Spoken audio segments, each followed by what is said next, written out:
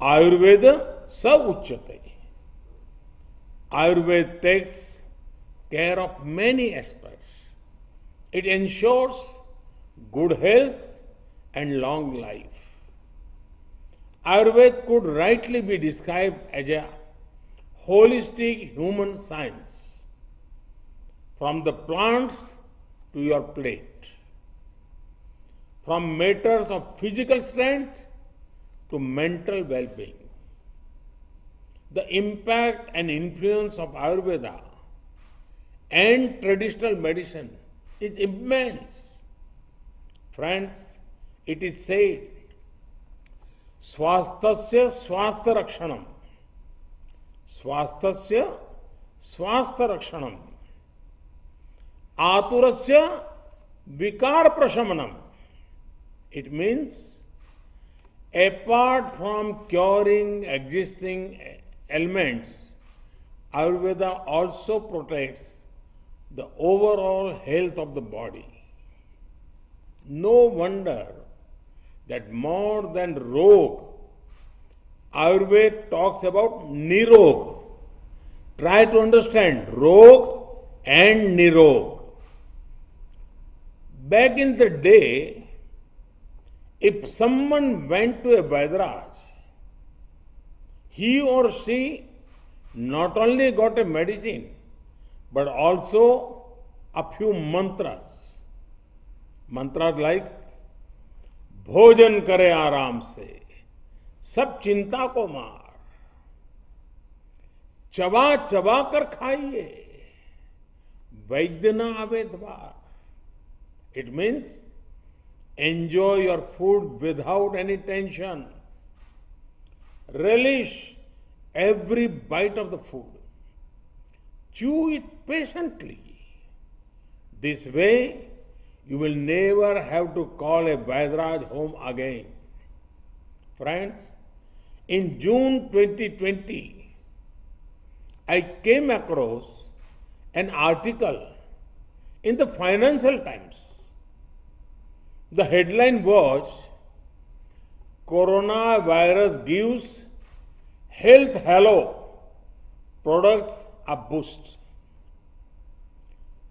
The piece referred to turmeric, ginger, and other such spices whose demand is steadily rising in the context of the COVID-19 global pandemic. The current situation presents a right time for Ayurveda and traditional medicines to become even more popular globally. There is growing interest towards them. The world is seeing how modern and traditional medicines both are important to further wellness. People are realizing the benefits of Ayurveda and its role in boosting immunity. People are making kada, basil, black pepper integrate parts of their lives. Friends, there are many flavors of tourism today. But what India specially offers you is wellness tourism. And I repeat again, wellness tourism. At the core of wellness tourism is the principle of treat illness, further wellness. When I talk about wellness tourism, its strongest pillar is Ayurveda and traditional medicine. Imagine yourself getting a detox in a lush green surroundings in the beautiful state of Kerala. Imagine yourself performing yoga by a gushing river by the mountain means in Uttarakhand. Imagine yourself in the middle of the lush green forest of the Northeast. If your life's deadlines and timelines are tracing you out, it is time to tap into the timeless culture of India. Whenever you want to treat your body, or a retreat for your mind, come to India. Friends, thanks to Ayurveda popularity, a strong opportunity awaits us. We must not lose that opportunity. There have been many gains by combining the traditional with the modern. Youngsters are using a wide range of Ayurveda products. There is growing consciousness to integrate Ayurveda with evidence-based medical science. Likewise, other things getting popular are Ayurveda supplements, personal care products created around Ayurveda. The packaging of products has been greatly enriched. I would call upon our academicians to deepen research on Ayurveda and traditional forms of medicines. I would urge our vibrant startup community to specially look at Ayurveda products. One thing for which I want to specially appreciate the youth is that they have taken the lead to present our traditional forms of healing in a language that is globally understood. No wonder I strongly feel that the ethos of our land and the enterprise spirit of our youth can do wonders. Friends, on behalf of the government, I assure full support to the world of Ayurveda. India has set up the National Ayush Mission. The National Ayush Mission has been started to promote Ayush medical system through cost-effective Ayush services. It is also working to strengthen educational systems.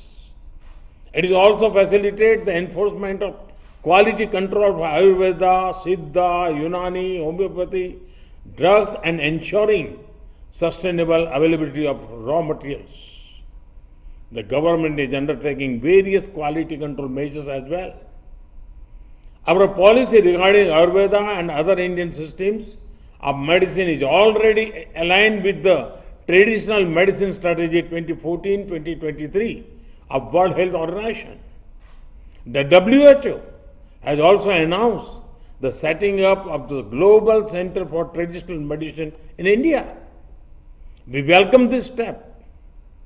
You would be happy to know that already students from various countries are coming to India to study about Ayurveda and traditional medicines.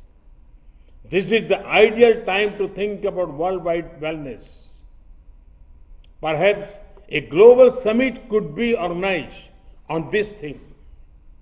We should also think about Ayurveda and Ahar in the time to come. Food items relating to Ayurveda and food items that further good health. Many of you would be aware that a few days ago, the United Nations declared 2023 to be the International Year of Millets. Let us spread awareness on the benefits of millets. Friends, let me conclude with a quotation of Mahatma Gandhi. I quote, "I think highly of Ayurveda. It is one of the ancient sciences of India which ensures the health of the millions in her thousands of villages. I advise every citizen to live life accordance with the principles of Ayurveda. The pharmacy, the dispensary, and the Vaidraj all have my blessings that they may be enabled to render the best possible service to Ayurveda." Unquote. Mahatma Gandhi said this more than 100 years ago. But his sentiment is relatable even now. Let us keep building on our achievements in Ayurveda. Let Ayurveda be a driving force which brings the world to our land. May it also create prosperity for our youth. I wish this conference all success. My best wishes to all participants. Thank you. Thank you very much.